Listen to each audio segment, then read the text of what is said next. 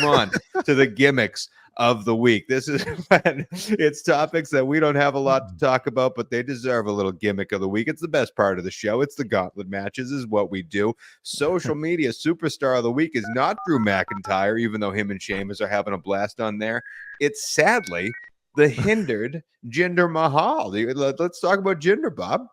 Yeah, I made a short on this channel. Jinder duped the hell out of me. I thought he quit the company. I made a whole short and a TikTok and 60,000 views. Everybody's making fun of me. Dude, he didn't quit. He got released. So Jinder Mahal duped the hell out of me. That's why he gets the social superstar of the week. He tweeted out, "I'm out. I quit."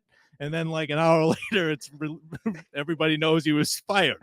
So congratulations to Jinder Mahal for getting me to believe that you quit when you were fired. You are this week's social superstar. You don't break up with me. I break up with you. Good for Jinder. And frankly, Jinder, I really enjoyed Jinder's second run in WWE. I don't know if he's WWE bound or anywhere bound, but Jinder Mahal's a good guy and a good hand, and I think he deserves a second chance somewhere. The big show turn of the week happened on AEW. It was Big Bill joining the learning tree of Chris Jericho. Here's the only thing I want to say on this is Big Bill, who I really enjoy. I have enjoyed for a long time. He is a legit giant, and yet when he enters the ring, he still goes under the top rope over the second rope. My man's got to climb over the top rope. I'm sorry. He's got to climb over the top rope if I'm going to buy you as a man named Big Bill. But that's all I got to say. He's now a good guy, bad guy under the learning tree of Chris Jericho. Are you excited for the learning tree's future, Bob? No, man, this is cringe. Like this Big Bill, like he was with Ricky Starks. I guess that tag team's done. Starks just can't get to WWE fast enough. It's just he's in WrestleMania, the press box. He is just Cody Rhodes, like texting him every Wednesday night, like, get me the hell out of here. That's what I think is going on. So like, but I Big think Bill Starks is awesome too. I think that's a bad loss for AEW. Oh, I love Starks. I thought he should have been like AEW champion by now. Like I think it's a bad loss for AEW. There has been a report. This is not part of the gimmicks of the week, but since we brought it up, there has been a report that WWE is looking at Hook, Ricky Starks, and Britt Baker. The last one surprised me. I think there's no chance in hell Britt Baker leaves AEW, especially while Adam Cole is there. But again, Starks and Hook, if you think you're going to get this is different for Hook than Starks. We've said it last week. If you think you're going to get as good of a shake in WWE as you did in AEW, good luck, my guy. Cameron Grimes was just released, and he was one of the most over people in the ring when he was in the ring.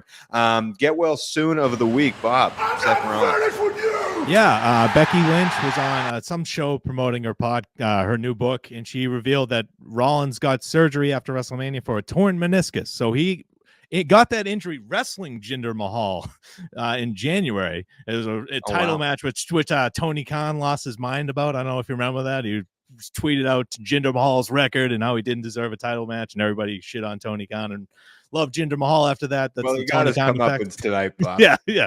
Well, Tony Khan should hire him.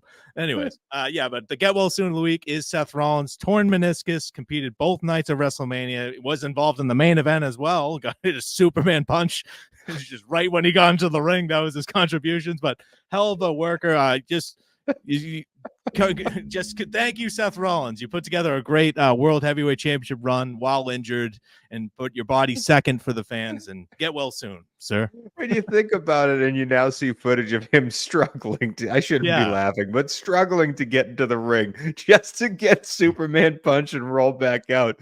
Was the pop of the Shield music really worth it? That's all I gotta say. He was Cody Rhodes' Shield. That poor man. Was it really? His leg was jello at that point. But get well soon, Seth Rollins. And finally, I've been holding this in. I can't believe we haven't touched on it yet. The gobbledygook debut of the week. What is it? It's Shad Khan. That man was the last shot of Dynamite. He coming in to check on his son with all the other wrestlers coming in that we kind of know, kind of don't know. Shad Khan appeared in one of the coolest sweaters I've ever seen. I haven't popped that hard in forever. It's Shad Khan. What more do you want? Just a disgruntled Shad Khan, one of the greatest 3 seconds. I was 13th. One of the greatest 3 seconds of television with that mustache and the worried look on his face, looking like he was in the Jaguars draft room tomorrow night. Just beautiful. Just I loved it. The best part was like Creator Wrestler number 3 like taps him on the shoulder, and then he looks at him and goes, "Oh, it's Shad Khan," and then the camera cuts to Shad Khan. It's great. It was unbelievable. That was one of my favorite moments in Dynamite history. Just Shad Khan showing up unannounced. Nobody said anything to like the announcers were like, "Oh my God, it's Shad Khan. That's Tony Khan's father." Just this mustache guy. If you didn't know who he was, you didn't know who he was, and that's how Dynamite went off the air. I love that he was there.